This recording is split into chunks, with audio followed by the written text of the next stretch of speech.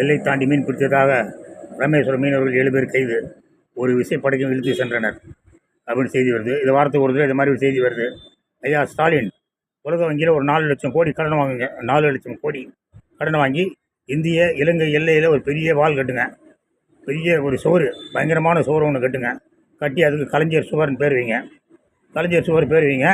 அப்புறம் நம்ம மீனவர்கள் அங்கே மீன் பிடிக்க போக மாட்டான்ல, இந்த சுவரை தாண்டி அந்த பக்கம் போக முடியாது. அப்போ என்ன ஆகுன்னா, அங்கே மீன் இலங்கை கரை பக்கம் இருக்க மீனெல்லாம் பெருசு பெருசாக வளர்ந்து அவங்கள பிடிக்கிறதுக்கு ஆள் இல்லாமல் அதே இப்போ இலங்கை காரர்களை பிடிச்சி சாப்பிட ஆரம்பிச்சிடும். மீனவர்கள் சேர்ந்து இலங்கையை அழிச்சிடலாம். அப்புறம் நமக்கு கச்சத்தீவு வந்துடும். அதனால் என்ன பண்ணுங்கள், உடனடியாக 4 லட்சம் கோடி உலக வங்கியில் கடன் வாங்கி மிகப்பெரிய சுவர் ஒன்று கட்டுங்க.